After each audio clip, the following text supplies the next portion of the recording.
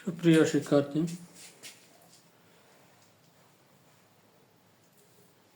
এর আগে যে ভিডিওতে আমরা দেখেছিলাম ঘর্ষণ কোণ স্থিতিকোণ, আজকে আমরা দেখব ঘূর্ণন গতি। কোনো বস্তু কোনো বিন্দু বা অক্ষকে কেন্দ্র করে যদি এরকম ঘুরতে থাকে,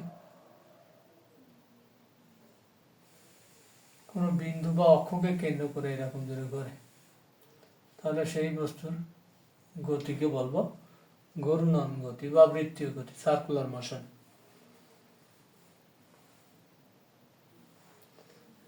এখন যদি ওকে কেন্দ্র করে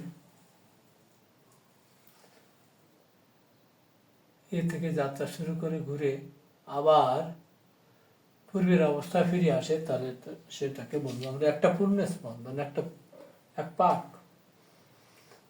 পাক দিতে যে সময় লাগে তাকে বলবো পর্যায়কাল, একে টি দ্বারা প্রকাশ করা হয়। এগুলো আমরা দেখছি। তো এখন এর থেকে বিতে, মনে করি এর থেকে বিতে গিয়ে হাজির হলো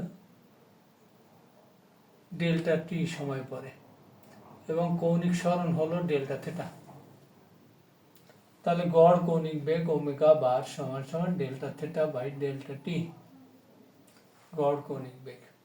তাহলে কৌণিক বেগ সমান সমান সময় ব্যবধান শূন্যের কাছাকাছি হলে কৌণিক সরণ ডেল্টা থিটা, কৌণিক সরণের হার কে কৌণিক বেগ বলে। এটাকে আমরা ক্যালকুলাসের মাধ্যমে যদি লিখি ডিডিটি অফ থিটা, ওমেগা সমান ডিডিটি অফ থিটা, সময়ের সাপেক্ষে কৌণিক সরণের হার, এটা আমরা দেখেছি। তো আমরা দেখছি কি ওমেগা সমান সমান ডিডিটি অফ থিটা, সময়ের সাপেক্ষে কৌণিক সরণের হার, আলফা কৌণিক ত্বরণ সময় সাপেক্ষে কৌণিক বেগের পরিবর্তনের হার, v is equal to R omega রৈখিক বেগ আর কৌণিক বেগের সম্পর্ক, a is equal to r alpha রৈখিক ত্বরণ আর কৌণিক ত্বরণের সম্পর্ক, এগুলো আমরা দেখেছিলাম।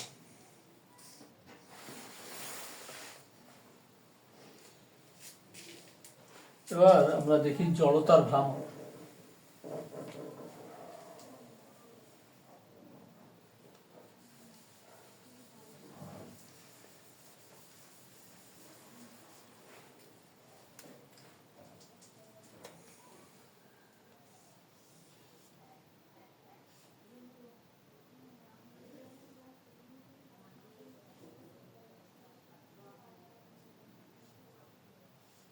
একটা বিন্দু বা অক্ষকে কেন্দ্র করে এই বস্তুটা ওমেগা সমকৌণিক বেগে ঘুরছে আবর্তনরত।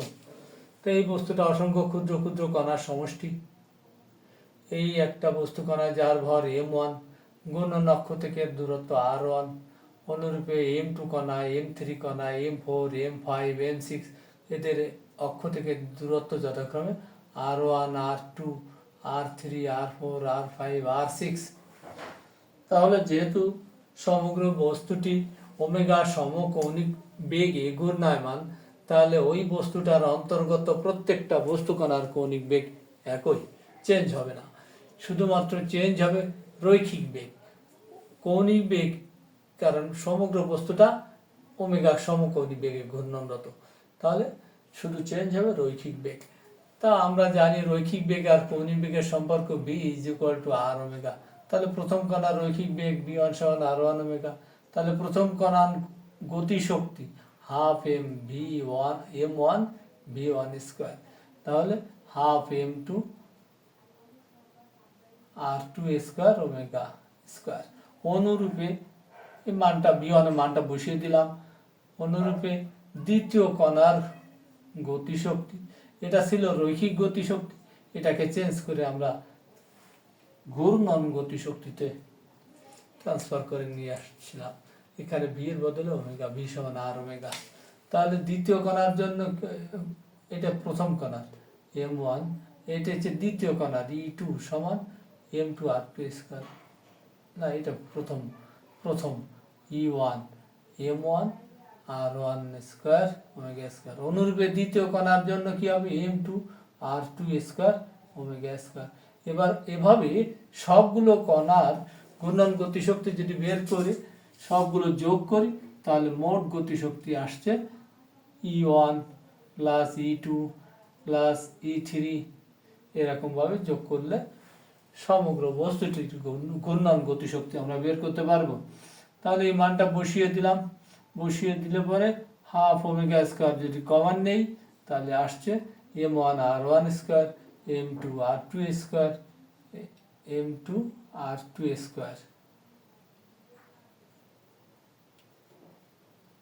এরকম ভাবে যদি আসে তাহলে এটাকে আমরা লিখতে পারি হাফ ওমেগা স্কোয়ার, আর এটা হচ্ছে summation of mi R I square, এইটুকু সামেশন আই এর মান 1 to n।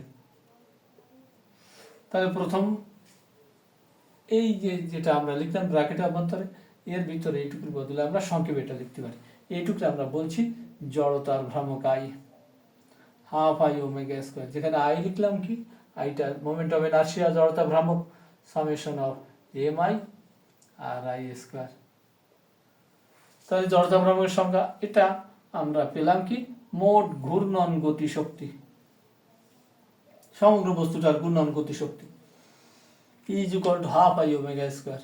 ওমেগা যদি একই থাকে, ওমেগা যদি সেম থাকে, তাহলে ওমেগা যদি চেঞ্জ না হয় তাহলে ঘূর্ণন গতিশক্তি হচ্ছে জড়তা ভ্রামকের সমানুপাতিক, তাহলে ই সমানুপাতিক আই, ই সমানুপাতিক আই।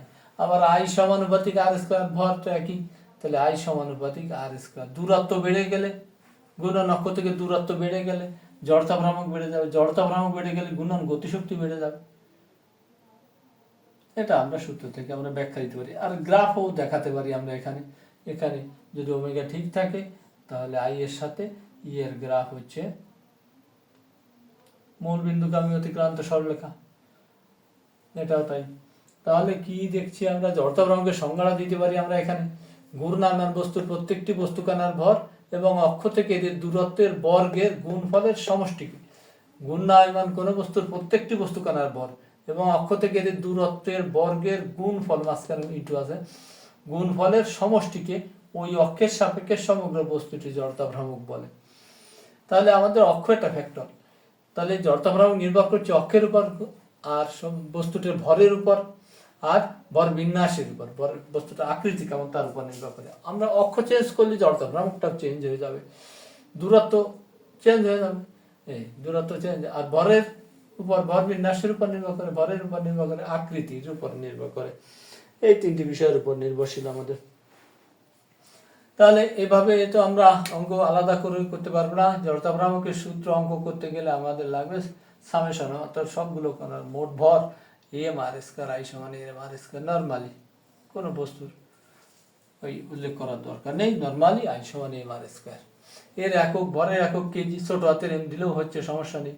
ভরের একক কেজি, দূরত্বের একক মিটার, কেজি মিটার স্কয়ার। মাত্রা, ভরের মাত্রা এম, দূরত্বের মাত্রা এল, এম এল স্কয়ার।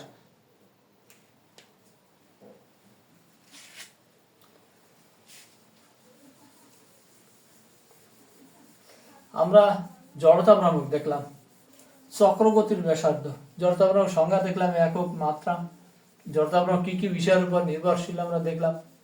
এটা এমসিকিউতে আসে, ভর্তি পরীক্ষাতেও আসে।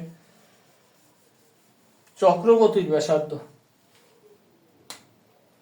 চক্রগতির ব্যাসার্ধ হচ্ছে সমগ্র বস্তুটির ভর যদি একটা বিন্দুতে কেন্দ্রীভূত বিবেচনা করি, দৃঢ় বস্তু সমগ্র ভর, যে দৃঢ় বস্তুটা একটু আগে অক্ষকে কেন্দ্র করে ঘুরলো, সেই দৃঢ় বস্তু সমগ্র ভর একটা বিন্দুতে কেন্দ্রীভূত বিবেচনা করে নিলাম, এবং এই কেন্দ্রীভূত বস্তু কণাটি ওই একই অক্ষকে কেন্দ্র করে ঘুরলে যে জড়তা ভ্রামকটা পাবো, এই জড়তা ভ্রামক পূর্বের যে সমগ্র দৃঢ় বস্তুর যে আলাদা আলাদা কণা ধরে যে জড়তা ভ্রামকটা পেলাম, পূর্বের সমগ্র বস্তুটির জড়তা ভ্রামকের যদি সেম হয়, সমান হয়, তাহলে ঘূর্ণন অক্ষ থেকে কেন্দ্রীভূত বস্তু কণার লম্ব দূরত্ব থেকে সবচেয়ে কম দূরত্ব, মিনিমাম যে দূরত্বটা, এই দূরত্বটাকে বলবো আমরা চক্রগতির ব্যাসার্ধ। এটা না যে এর দূরত্ব, এগুলো লম্ব দূরত্ব না, এটা না, এটা না, লম্ব দূরত্বটাই হচ্ছে সবচেয়ে ক্ষুদ্রতম।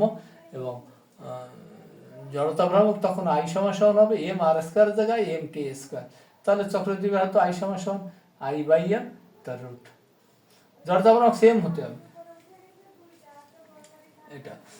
এটাকে বলছি আমরা চক্রবর্তী ব্যাসার্ধ। তাহলে জড়তা ভ্রামক যদি আমরা পাই তাহলে সেখান থেকে চক্রবর্তী ব্যাসার্ধ বের করতে পারো।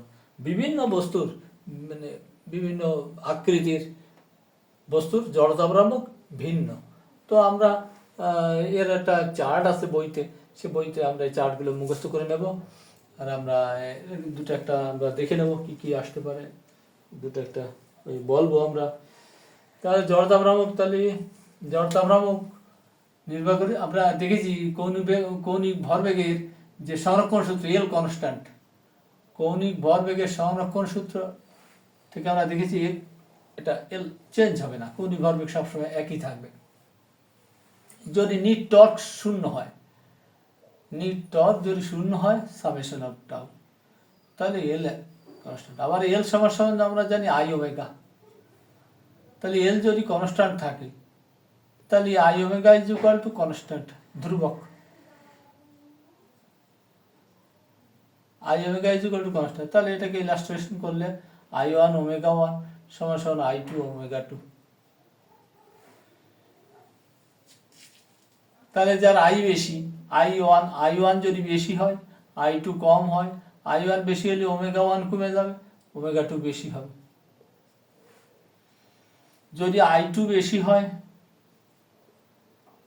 আই ওয়ান আই টু বেশি হবে কি করে, আমরা একটু আগে দেখে আসছি, আই সমানুপাতিক আই সমান সমান summation of M I R I square. আইটা আর এর বর্গের ব্যস্তানুপাত এই সমানুপাতিক। তাহলে আই বেড়ে গেলে পরে আর বেড়ে গেলে আই বেড়ে যাবে, তাহলে আই বেড়ে গেলে জড়তা ভ্রামক বেড়ে গেলে কৌণিক বেগ কমে যাবে। এ বিষয়ে আমাদের বিভিন্ন 2 মার্কের কোশ্চেন আসে, এখান থেকে ঘ উচ্চতর দক্ষতা ভিত্তিক দুটো সূত্র কম্বাইন্ড করে এল এবং জড়তা ভ্রামক এই সূত্রের সাহায্যে কম্বাইন্ড করে আমাদের 4 মার্কেরও আসে, 2 মার্কেরও কোশ্চেন। 2 মার্ক অনুধাবন স্তর, অনুধাবন স্তরের কোশ্চেন আসে, আর উচ্চতর দক্ষতা ভিত্তিক কোশ্চেন, হায়ার অ্যাবিলিটিস উচ্চতর দক্ষতা ভিত্তিক কোশ্চেন আসে পরীক্ষাতে। তো আই টু যখন বেশি, আই টু বেশি হলে কৌণিক বেগ কমে যাবে, কৌণিক বেগ কম ওমেগা ওয়ানের চাইতে। এভাবে আমরা ব্যাখ্যা দিতে পারি, লিখতে পারবো, পরীক্ষা অ্যাটেন্ড করতে পারবো। আশা করি সমস্যা হবে না, বুঝতে পেরেছ সম্ভবত। তো আমরা এখন দেখি চক্রবর্তী ব্যাসার্ধ গেল। এবার জড়তা ভ্রামকের কয়েকটি বস্তুর আমরা একটু বলি। ওই জড়তা ভ্রামক সংক্রান্ত উপপাদ্য আছে। জড়তা ভ্রামক সংক্রান্ত দুটো উপপাদ্য, এক লম্ব অক্ষ উপপাদ্য আর সমান্তরাল অক্ষ উপপাদ্য। লম্ব অক্ষ উপপাদ্য, কোন সমতল পাতের তলে একটা পাত বিবেচনা করলাম, এক্স অক্ষ এটা, এটা ওয়াই অক্ষ, এটা জেড অক্ষ।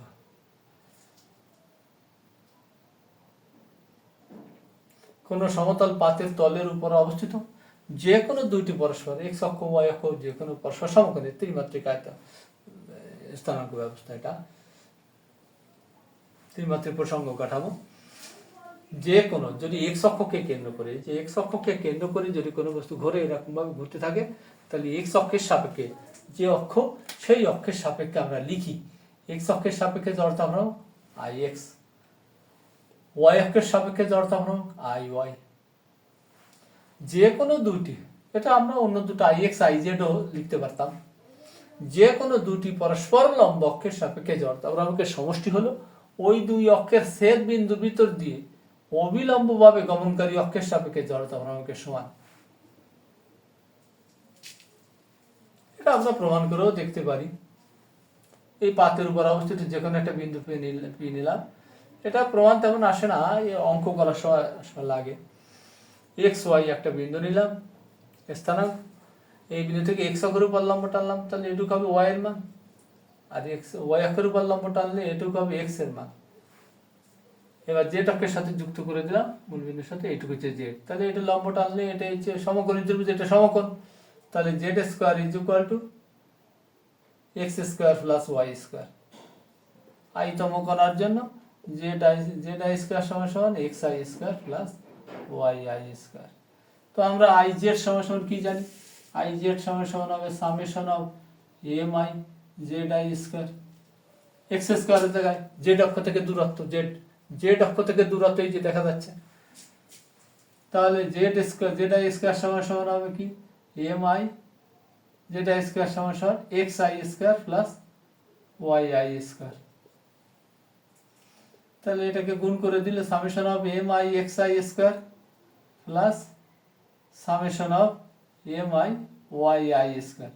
এটুকু হচ্ছে কোন অক্ষের সাপেক্ষে জড়তা আমরা এক্স, এখানে দেখতে পাচ্ছি আমরা এক্স, এক্স হচ্ছে কোন অক্ষ থেকে দূরত্ব, এটা পি বিন্দু, এই যে পি বিন্দু, কোন অক্ষ থেকে দূরত্ব ওয়াই অক্ষ থেকে দূরত্ব হচ্ছে এক্স। তাহলে এটা কোন অক্ষকে ওয়াই অক্ষকে কেন্দ্র করে, এই যে ওয়াই অক্ষকে কেন্দ্র করে ঘুরছে, তাহলে ওয়াই অক্ষের সাপেক্ষে জড়তা আমরা এটা। তাহলে এটা হচ্ছে আই ওয়াই আর এটুকু হচ্ছে আই এক্স, তাহলে আই জেড সমান সমান I Y plus I X. অঙ্ক করার সময় এই টপিকসটার উপর ভিত্তি করে অঙ্ক করতে হবে। এই সূত্রের উপর প্রয়োগ করে বুয়েটে একবারে আসছিল ভর্তি পরীক্ষায় এই সূত্র। এটা লম্ব অক্ষ উপপাদ্য, এই সূত্র লম্ব অক্ষ উপপাদ্য, সমান্তরাল অক্ষ উপপাদ্য, এই সূত্র প্রয়োগ করে কোন দৃঢ় বস্তুর জড়তা ভ্রামক নির্ণয় করতে পারি আমরা। এবার আমরা দেখি লম্ব অক্ষ উপপাদ্য, একটা দৃঢ় বস্তু, ওই সমান্তরাল অক্ষ উপপাদ্য, সমান্তরাল অক্ষ উপপাদ্য। এর আগে দেখলাম আমরা লম্ব অক্ষ উপপাদ্য।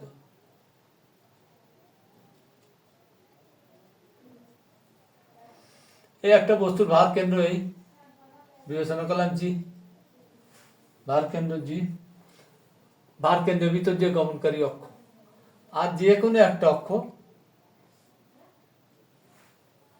এই বি ধরতে পারি। তাহলে উপপাদ্যটা বলছে যে কোনো অক্ষের সাপেক্ষে জড়তা ভ্রামক আই এ বি, যে কোনো অক্ষ আমরা যেটা ধরে নিছি এ বি অক্ষ, এ বি অক্ষের সাপেক্ষে জড়তা ভ্রামক। তাহলে যে কোনো অক্ষের সাপেক্ষে জড়তা ভ্রামক হলো ওই অক্ষের সমান্তরাল এবং ভার কেন্দ্রের ভিতর দিয়ে গমনকারী অক্ষের সাপেক্ষে জড়তা ভ্রামক। কি দেখলাম, যে কোনো অক্ষের সাপেক্ষে জড়তা ভ্রামক হলো ওই অক্ষের সমান্তরাল এবং ভার কেন্দ্রের ভিতর দিয়ে গমনকারী অক্ষের সাপেক্ষে জড়তা ভ্রামক।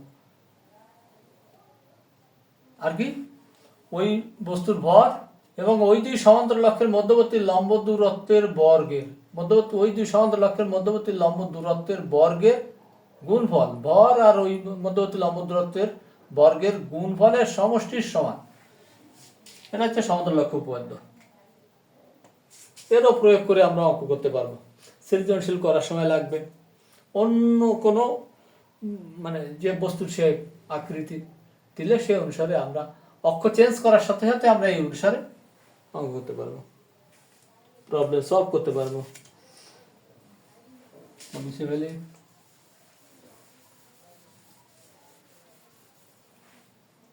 তো এই সূত্রগুলো আমাদের মনে রাখতে হবে। এখন যেটা লিখছি, এই যে প্রয়োগ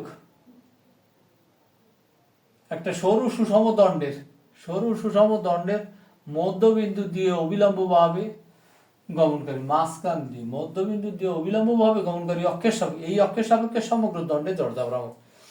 এই সমগ্র দণ্ডের দৈর্ঘ্য যদি এল হয়, তাহলে এখান থেকে এইটুকু এল বাই টু, এপাশ থেকে এইটুকু এল বাই টু, এটা মধ্যবিন্দু। তাহলে এইটুকু হচ্ছে সংখ্যার আকার, এটা জিরো, জিরোর এ পাশে মাইনাস এল বাই টু আর এ পাশে প্লাস এল বাই টু। এটা ধরে এখানে একক দৈর্ঘ্যের ভর বের করে এখান থেকে ক্ষুদ্র একটা সেকশন ধরে নিলাম ডিএক্স করে টুরে, এর জড়তা ভ্রামক আসে আই সমান সমান এম এল স্কোয়ার বাই 12। এটা সূত্র এম এল স্কোয়ার বাই 12, এটা আমরা বের করতে, এই সূত্রগুলোই দরকার, এর সাহায্যে আমরা অঙ্ক করতে হবে।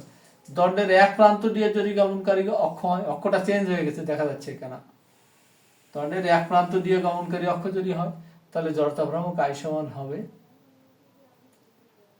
দণ্ডের ভর কিন্তু এম আর এল হচ্ছে পুরো দণ্ডের দৈর্ঘ্য, এম এল স্কোয়ার বাই 3 জড়তা ভ্রামক। এর দণ্ডের দৈর্ঘ্য এল, ছোট হাতের এল, এখানে লিমিট দিতে হয় 0 to l, আর এখানে মাইনাস এল বাই 2 থেকে প্লাস এল বাই 2 লিমিট দিয়ে ক্যালকুলেশন করে এটা আসে, এটাও তাই এল স্কয়ার বাই 12। তাহলে চক্রবর্তী ব্যাসার্ধ আমরা বের করি, আই সমান সমান এম কে স্কোয়ার। এবার আই সমান সমান পেলাম M L square by 12, M L square by 12 সমান সমান এম কে স্কোয়ার। তাহলে কে সমান সমান এল বাই √12 বা 2√3। এখানেও তাই, কে সমান সমান আসে এল বাই √3। এইখানে এই বস্তুর ক্ষেত্রে চক্রবর্তী ব্যাসার্ধ। এই সিলিন্ডার, এটা আয়তাকার সরু সুষম দণ্ডের মধ্যবিন্দু দিয়ে এক প্রান্ত দিয়ে সিলিন্ডার যদি হয়,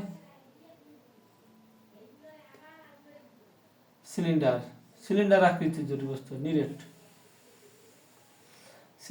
সিলিন্ডারের মধ্যবিন্দু দিয়ে গমনকারী অক্ষের সাপেক্ষে জড়তা ভ্রামক। এই সিলিন্ডারের ব্যাসার্ধ আর, তখন জড়তা ভ্রামক হবে আই সমান সমান এম আর স্কোয়ার বাই 2। তখন চক্রবর্তী ব্যাসার্ধ হবে আর বাই √2, একই নিয়মে। চাকতি যদি হয়, চাকতি, তখন সূত্র হচ্ছে আই সমান সমান এম আর স্কোয়ার বাই 2।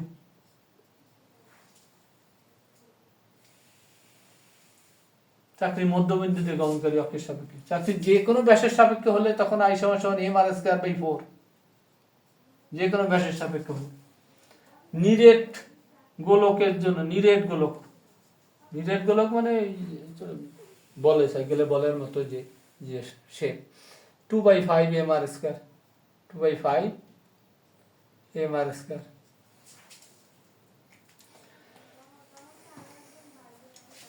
অনেক আছে, এগুলা বইতে আছে, দুটো বইতে।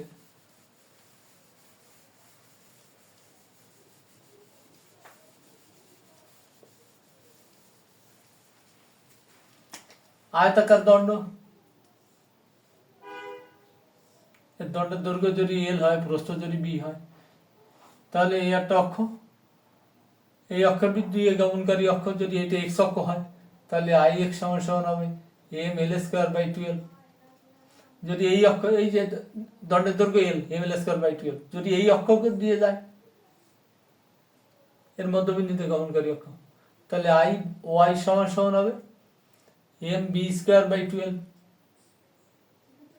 এই দৈর্ঘ্য এল, প্রস্থ বি, এখানে দৈর্ঘ্য এল ছিল, প্রস্থ বি ছিল, প্রস্থ বি।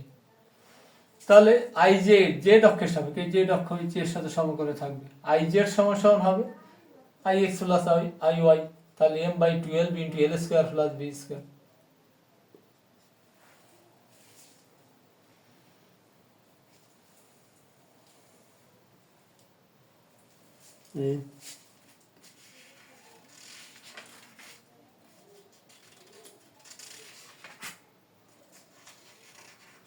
যেতে কাছে এগুলো গেল।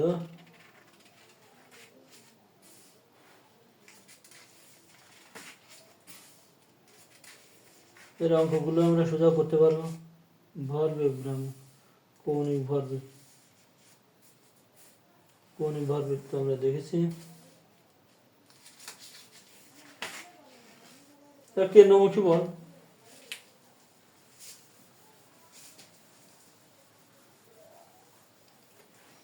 এবার দেখি আমরা কেন্দ্রমুখী বল।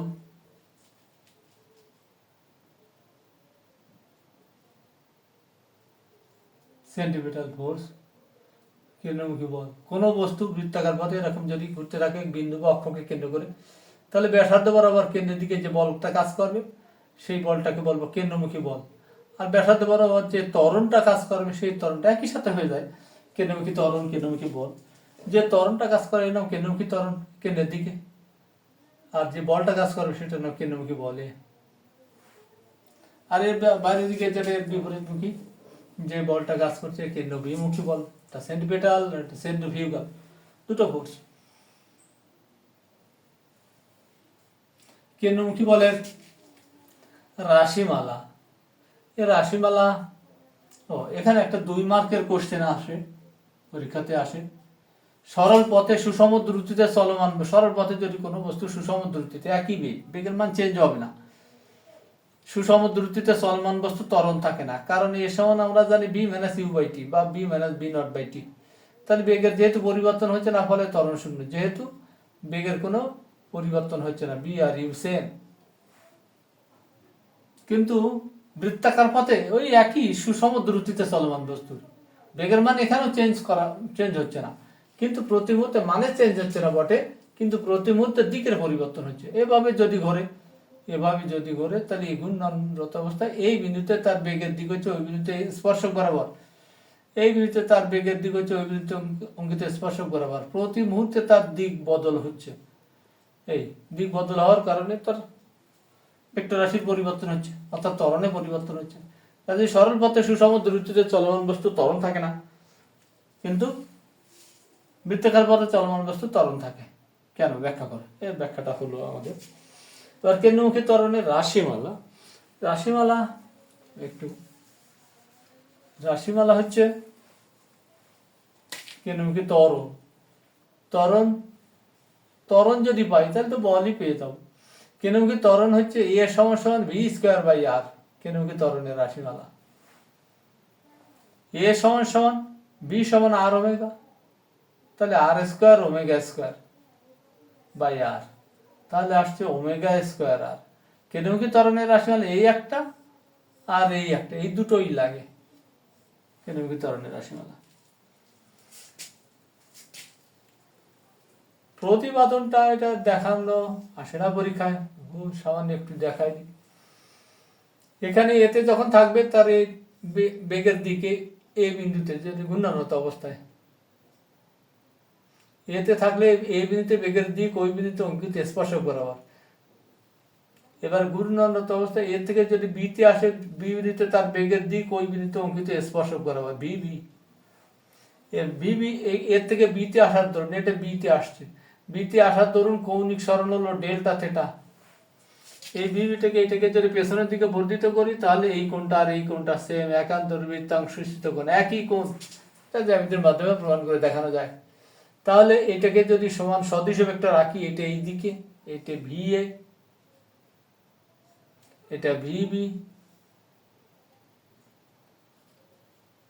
তাহলে এই যে মধ্যবর্তী কোণ হচ্ছে ডেল্টা থেটা। এবার এখান থেকে ভি এর থেকে ভিবিতে আসছে, এইদিকে হচ্ছে বেগের পরিবর্তন ডেল্টা ভি। এই যে বেগের পরিবর্তন হয়ে যাচ্ছে, দেখা যাচ্ছে ছবিটা আশা করি। সুষম দ্রুতিতে এখানে ছিল কি, ভি এ আর ভি এ বি দুটোর মান একই ছিল, ধরে নিলাম এই দুটোর মান একই, কিন্তু এখানে বেগের পরিবর্তন হয়ে যাচ্ছে। এই যে মানের পরিবর্তন হচ্ছে না, মানের একই, বি এই যে বি একই ধরে নিলাম, কিন্তু দিকের পরিবর্তন হওয়ার কারণে এই যে ডেল্টা ভি, এই যে বেগের পরিবর্তন হয়ে যাচ্ছে, ফলে ত্বরণ হচ্ছে। এখানে ত্বরণটাকে আমরা বের করতে পারি লিমিটিং ভ্যালু ক্যালকুলাস থেকে, লিমিট ডেল্টা টেন্ডস টু 0। আবার এখান থেকে আমরা বের করে নিতে পারি আগে থেকে একটু।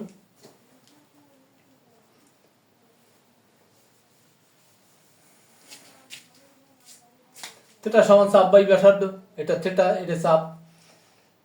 থিটা সমান চাপ হচ্ছে ডেল বি ভেক্টরের মান, চাপ বাই ব্যাসার্ধ, এই দুটোটা একই মানে, এটা ব্যাসার্ধ একই মানে, এটা ভি ধরছি আমরা। ডেল্টা বি ভেক্টরের মান সমান V delta theta, V del theta. এই তাহলে এ সমান ডেল ভি ভেক্টরের মান ডেল ভি বাই ডেল টি, এটি সমান আমরা দেখেছি কি ভি ডেল্টা থিটা। ভি বের করে নিয়ে আসলাম, limit del t tends to 0 del theta by del টি, এটি সমান আমরা লিখতে পারি dt of theta. Dt of theta মানে ওমেগা, তাহলে ভি ওমেগা। এটা করে বসায় দিলেই এইটা চলে আসবে। এটা ভি সমান আর ওমেগা দিলে বা ওমেগা সমান ভি বাই আর দিলে দুটোই আসবে। এটাকে ভেক্টর রূপে অনেক সময় পরীক্ষাতে আসে। ভেক্টর রূপে করতে যদি যাই তাহলে এ সমান ভি স্কোয়ার বাই আর, একক ভেক্টর দিয়ে গুণ করলাম, ওই ভেক্টর ভাগ তার মান দিলে এটা ভেক্টর, একক ভেক্টর দিয়ে গুণ করলে এটা ভেক্টর রূপে প্রকাশ হয়ে গেল। এবার কেন্দ্রমুখী ত্বরণের দিক কোন দিকে? কেন্দ্রের দিকে। আর ব্যাসার্ধ ভেক্টর হচ্ছে বাইরের দিকে, কেন্দ্রমুখী ত্বরণের দিক ভেতরের দিকে, আর ব্যাসার্ধ ভেক্টর হচ্ছে বাইরের দিকে। দুটো পরস্পর বিপরীত দিকে বলে এখানে একটা মাইনাস চিহ্ন আসবে। এবার এখানে কি আসলো, minus V square by R square into R vector, এটা ভেক্টর রূপে প্রকাশ। এটাও এরকম করা যাবে। এটা সমান আসছে minus omega square R vector আসবে, আর ভেক্টর বাই একক ভেক্টর দিয়ে গুণ করলে এটা চলে আসবে।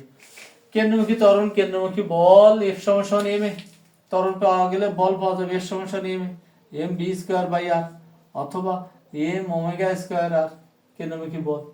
এবার আমরা দেখব কেন্দ্র বিমুখী বলের ব্যবহার। ব্যাংকিং,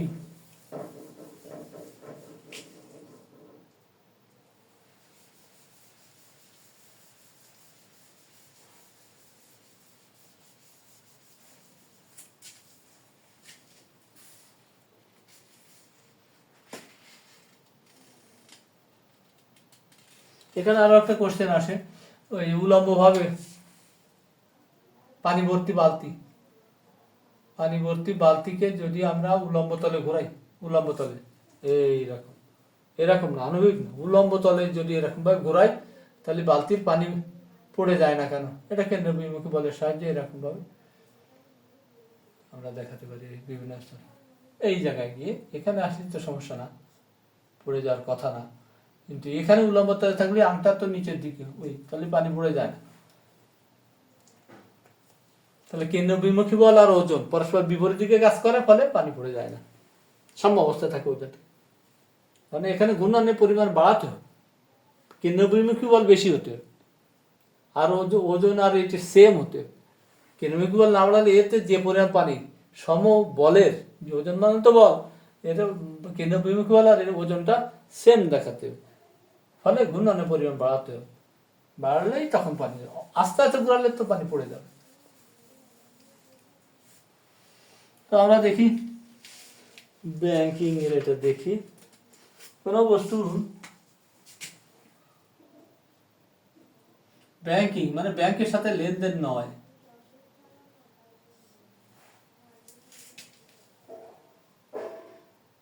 বক্র পথে সাইকেল আরোহী বা ট্রেন, রেল। ব্যাংক মানে তীর, ব্যাংক তীর থেকে আসছে এটা, ব্যাংকিং, ব্যাংক মানে তীর, খাত, কিনারা। বক্রপথে যখন সাইকেল আসবে, সাইকেল আরোহী এই যে বাঁকার পথ। তার আগে একটু বলে আসি একটু ভূমিকা। বৃত্ত সার্কুলার ভাবে যদি কোনো বস্তু বৃত্তাকার পথে এরকম চলতে থাকে, গতিশীল হয়, তাহলে বৃত্তের যেমন একটা সেন্টার থাকে, বৃত্তাকার পথে গতিশীল হওয়ার সময় সেখানে আমরা দেখলাম কেন্দ্রমুখী বলের সৃষ্টি হয়। তাহলে বৃত্তের যেমন একটা সেন্টার থাকে, আছে, তাহলে সেই সেন্টার বরাবর পরিধি থেকে সেন্টারের দিকে একটা বল কাজ করে। তাহলে দেখছি কি বৃত্তের যেমন একটা সেন্টার আছে, বৃত্ত চাপেরও একটা সেন্টার আছে। তাহলে এখানে কি, যে বাঁকা পথে, তাহলে এটা চাপ, এই চাপ বাঁকা পথ, এটা তো বৃত্ত চাপের আকৃতি, তাহলে তারও একটা সেন্টার আছে। তাহলে এই পথে আসার সময় ব্যাসার্ধ বরাবর কেন্দ্রের দিকে একটা বল কাজ করবে। সেটা কিভাবে হয়তো দেখি। আমরা যদি সোজা পথে যাই, সড়ক পথে সোজা রাস্তা দিয়ে যাই, তাহলে দ্রুত গতি সম্পন্ন গাড়ি যাওয়ার সময় এর রাস্তার পাশে যদি হসপিটাল থাকে, প্রাইমারি স্কুল থাকে, হ্যাঁ, মসজিদ মন্দির যদি থাকে, তাহলে রাস্তার এই যে গাড়ি, দ্রুত গতিতে ধাবমান যে গাড়ি, গতিশীল যে গাড়ি, এই গাড়ি বেগটা তো কমানো দরকার, তা নাহলে প্রাইমারি স্কুলে বা হসপিটালে ধীর গতির যাত্রীরা দুর্ঘটনার শিকার হবে। ফলে কি করতে হয়, রাস্তার দুই পাশে এখানে স্পিড ব্রেকার দিতে হয়, ফলে গতি কমে যায়, গতি মন্থর হয়ে যায়।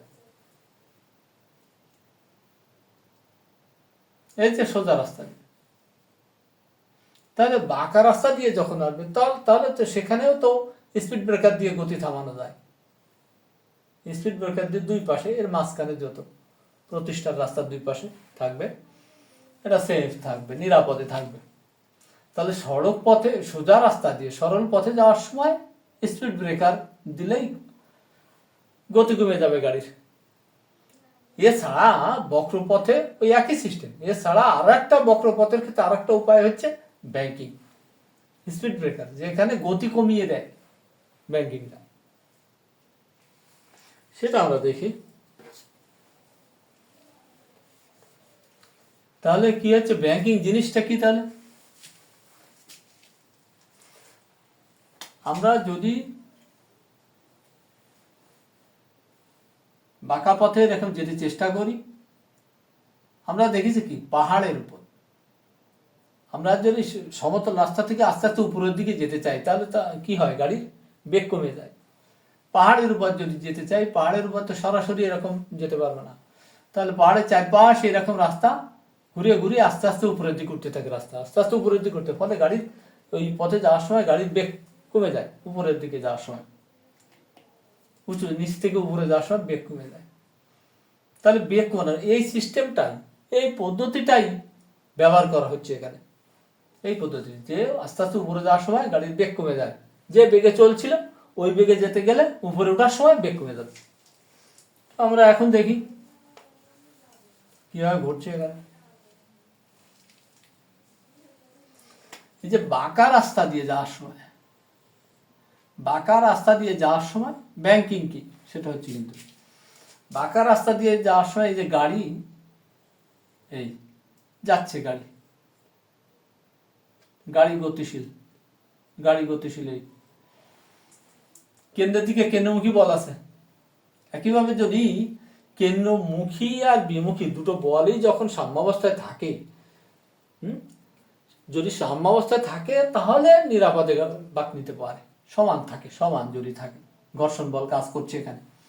তো এখন এই যদি সমান থাকে তাহলে নিরাপদে বাঁক নিতে পারবে, যদি সে এই নিরাপদে চলে যেতে পারে, এই নিরাপদে যেতে পারে। যদি সে দ্রুত গতিতে আসে তাহলে কেন্দ্রমুখী বলের চেয়ে কেন্দ্র বিমুখী বল যদি বেশি হয়ে যায় তাহলে কি হচ্ছে, তাহলে তাকে কেন্দ্র বিমুখী বলে স্পর্শক বরাবর এই রাস্তা, যে রাস্তাটা যাচ্ছিল এই রাস্তা এই আসছিল, স্পর্শক বরাবর ছিটকে গিয়ে কেন্দ্র বিমুখী বলের ক্রিয়ায়, কেন্দ্র বিমুখী বলের প্রভাবে বাইরে খাদে গিয়ে পড়বে, রাস্তার পাশে যে খাল টাল যেখানে যে গাছপালায় বাইরে দুর্ঘটনায় পতিত হবে।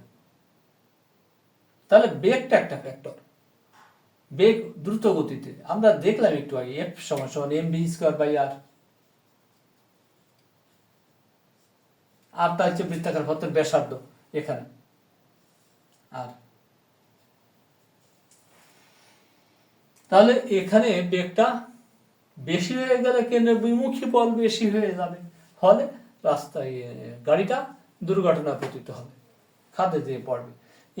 এই যাতে কেন্দ্র বিমুখী বল হ্রাস করতে পারি, সে তো দূর দেখা যাচ্ছে অপরিচিত গাড়ি, মানে নতুন জায়গায় আসছে, কোথায় মোড় দেখছে না, বা মানে কি হলো ঘুমে ঝিম আসে যদি গাড়ি চালায়, বা বিভিন্ন নেশাগ্রস্ত লোক যদি গাড়ি ড্রাইভ করে, তাহলে কি হয়, তাহলে ব্রেকটা কন্ট্রোল করে না, বা স্পিড ব্রেকার লেখা, অনেকে অশিক্ষিত লেখা পড়তেও পারে না, কোথায় কি চিহ্ন বোঝে না, বাংলা ইংরেজি কোনোটাই চেনে না, অক্ষর বোঝে না, অক্ষর জ্ঞানহীন, তাহলে ওইটা না পড়ে সে ব্রেকটা কমায় না, কমানো ফলে কেন্দ্র বিমুখী বল বেশি হয়ে যায়, কেন্দ্র বিমুখী বল বেশি হয়ে যাতে দুর্ঘটনা পতিত হয়। এই কারণে কি হচ্ছে, রাস্তা এই যে বাম পাশ থেকে যে পাশে ছিল তার থেকে তার বাইরের পাশে, মানে ভুল পথ, বাইরের পাশের দিকে বেগের কারণে, অতিরিক্ত বেগের কারণে এদিক ছিটকে যেতে চায়, তাহলে বাইরের পাশ তো অপেক্ষাকৃত উঁচু, এটা হচ্ছে বাইরের পাশ, ভেতরের পাশের থেকে অপেক্ষাকৃত উঁচু করে রাখা হয় যাতে উপরে উঠতে গিয়ে তার বেগটা কিছুটা হ্রাস পায়, বেগটা কমে যায়। বাম পাশ থেকে ডাইন পাশ, তার যে ড্রাইভারের বাম পাশ থেকে ডাইন পাশে যাওয়ার সময় অপেক্ষাকৃত রাস্তার বাইরের পাশ, অর্থাৎ যে পাশ দিয়ে যাচ্ছে গাড়ি নিয়ে, এটা তার বাম পাশ, তার ডাইন পাশে যাওয়ার সময় রাস্তার বাইরের পাশ, তার রাস্তার বাইরের পাশটাকে ভেতরের পাশ থেকে অপেক্ষাকৃত উঁচু করে রাখা হয়। এই ঘটনাকে বলছি আমরা ব্যাংকিং। আশা করি ক্লিয়ার। এবার এই যে ব্যাংকিং গেল, ব্যাংকিং কোণ, তাহলে ব্যাংকিং কোণের সময় উল্লম্ব তলে উল্লম্বের সাথে যে কোণে বাঁকা রাখা, সেটা আমরা দেখি যে কোণে, এটাও ব্যাংকিং কোণ, উল্লম্বের সাথে। সাইকেল আরোহী এরকম বাঁকা পথে এরকম আসছে, এরকম যদি আসে, এটা ক্রিয়া মাটিতে, এটা মাটিতে বল প্রয়োগ করছে, এটা ক্রিয়া, এটা হচ্ছে প্রতিক্রিয়া, রিয়াকশন।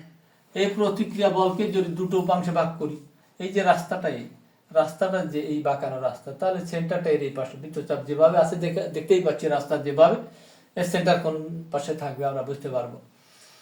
তাহলে এটা ক্রিয়াটা প্রতিক্রিয়া, তাহলে এই দিকে সেন্টার, তাহলে প্রতিক্রিয়া বলকে দুটো উপাংশে ভাগ করে দিই, একটা কেন্দ্রের দিকে যেটা যাবে এটা, আর একটা এই একটা উপাংশ, এই প্রতিক্রিয়া বলকে দুটো উপাংশে ভাগ করছি, এইদিকে একটা উপাংশ আর এর সাথে সমকরে আর একটা উপাংশ।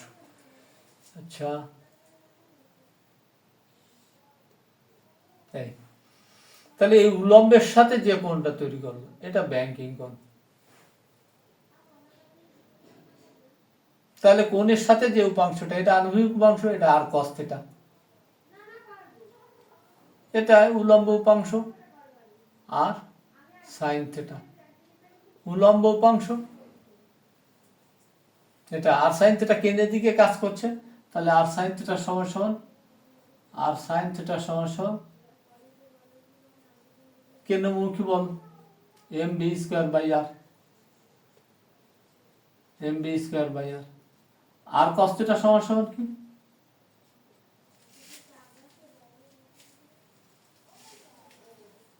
আর কস থিটা এই ব্যক্তি সহ সাইকেল সহ ওই ব্যক্তিটার ওজন হচ্ছে এমজি এর সমান,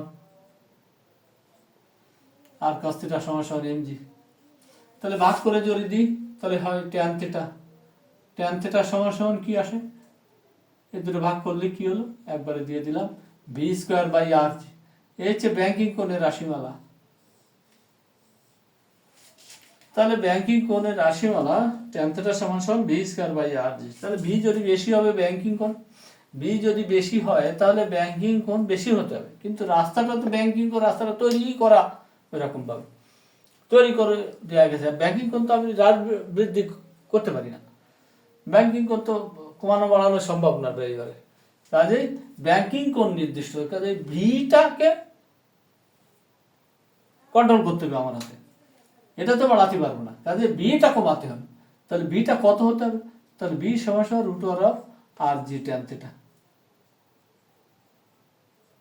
এখানে রাস্তাটা যখন ইঞ্জিনিয়াররা যখন সড়ক ও জনপথের ইঞ্জিনিয়ার রাস্তা যখন তৈরি করে এর সেন্টার কত, হ্যাঁ সেন্টার কত করে এখানে এই সূত্র থেকে ব্যাংকিং কোণ কত হওয়া উচিত, তখন ব্যাংকিং কোণ রাস্তাটা কত করছে, রাস্তার বাইরের পাশটা কতটুকু উঁচু করছে, কতটুকু উঁচু করছে, এটা দুটো একসাথে দেই। এই ছবিটা যদি আমরা এরকম ভাবে দেখি, রাস্তার দুই পাশ, রাস্তার এই রাস্তা এটা বাইরের পাশ, এই হচ্ছে রাস্তার বাইরের পাশটা উঁচু, খুব উঁচু হয় না, অল্প, রাস্তার বাইরের পাশটা এইটা উঁচু, কতটা উঁচু করতে হবে, এই কোণটা এইটা হচ্ছে রাস্তার চওড়া এক্স, যেখানে একটা ধরলেই হচ্ছে এক্স বা ডি, এই কোণটাই হচ্ছে ব্যাংকিং কোণ, অর্থাৎ আনত তলে উপর অবস্থিত, এই রাস্তার এইটা রাস্তার ভেতরের পাশ, এটা রাস্তার বাইরের পাশ, বাইরের পাশটা দেখো এখানে যদি লম্ব টানলাম এখানে লম্ব টানলাম, তাহলে রাস্তার বাইরের পাশটা অপেক্ষাকৃত উঁচু, এর আণবিকের সাথে তুলনায় এইচ পরিমাণ উঁচু, তাহলে এখান থেকে এই যতটা উঁচু করে রাখে, এখানে রাস্তাটা এরকম বাইরের পাশ উঁচু করে দিয়ে চলে গেছে, থেটার মান একটা নির্দিষ্ট করা, তাহলে থেটার মানে এখানে বসায় সেন্টার আর ব্যাসার্ধের মান বসিয়ে এখানে বেগের মান এত, প্লাকার্ডে এরকম রাস্তার দুই পাশে এরকম লিখে রাখবে গতিবেগ 30 বা 40 কিলোমিটার পার আওয়ার, এই মানটা। তা ওরা ড্রাইভাররা যদি এটা না দেখে, লেখাপড়া এটা যদি না জানে, যদি না দেখে, তাহলে বেগের মান বেশি হলে দুর্ঘটনা পতিত হবে। তাহলে এখানে আরও তো নির্দিষ্ট, তাহলে আর এর মান যদি বেশি হয়, এইভাবে মানে ব্যাংকিং কোণটা কত হবে সেটা বের করার ক্ষেত্রে ওরা এই হিসেবটা করে। তাহলে নিরাপদে বাঁক নেবে কি করে,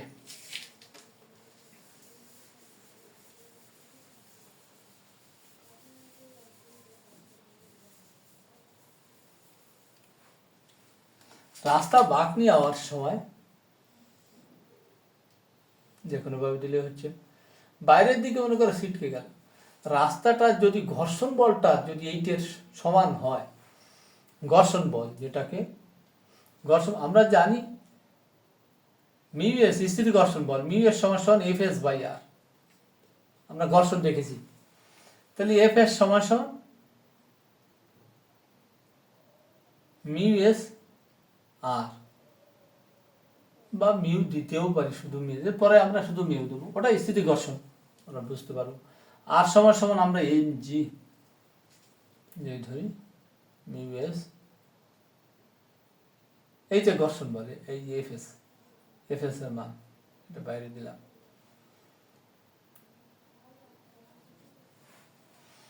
আর এটা হচ্ছে কেন্দ্র বিমুখী বল, এম ভি স্কোয়ার বাই আর। তাহলে এফ এস এর মানটা, এফ এস এর মানটা এর চেয়ে ঘর্ষণ বল এর চেয়ে কি হবে, এফ এস এর মানটা বেশি হতে হবে, ঘর্ষণ বলটা বেশি অথবা সমান হতে হবে। বেশি অথবা সমান যদি হয় এই, তাহলে নিরাপদে বাঁক নিতে পারবে। তাহলে আমরা অঙ্ক করার সময় এফ এস অর্থাৎ মিউ এস এম জি সমান সমান এম ভি স্কোয়ার বাই আর। তাহলে এম এম কাটা, এম এম কাটা, তাহলে বি সমান সমান, বি সমান সমান কত, মিউ, মিউ এস, মিউ আর জি তার রুট, রুট মানে পাওয়ারে হাফ। এই তাহলে বেগের মান এর চেয়ে কম হতে হবে, কম হলে নিরাপদে বাঁক নিতে পারে, অর্থাৎ ঘর্ষণ বল বেশি।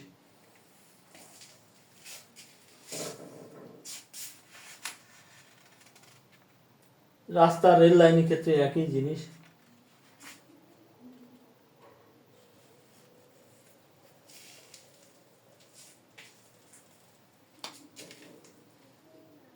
তাহলে এর চেয়ে বেগের মান এইটা সমান অথবা এর চেয়ে যদি কম হয় নিরাপদে বাঁক নিতে পারে, কোনো সমস্যা নেই, নিরাপদে বাঁক নেওয়া সত্য। এগুলো খুবই একটা ইম্পর্টেন্ট টপিকস। এর উপর ভিত্তি করে সৃজনশীল আসে, এমসিকিউ আসে। আবার এখানে সাইন থিটা, এই যে যে ছবিটা আঁকছিলাম এখানে, এখানে আমরা দেখলাম কি ট্যান থিটা সমান সমান B square by R G, tan theta সমান সমান B square by R G. আবার সাইন থিটা চিত্র থেকে আমরা দেখছি কতটা উঁচু করতে হবে এইচ, আর এই কোণটা থিটা। তাহলে সাইন থিটা সমান সমান লম্ব বাই অতিভুজ, অতিভুজের চেয়ে এক্স রাস্তা চওড়া, রাস্তাটা চওড়া।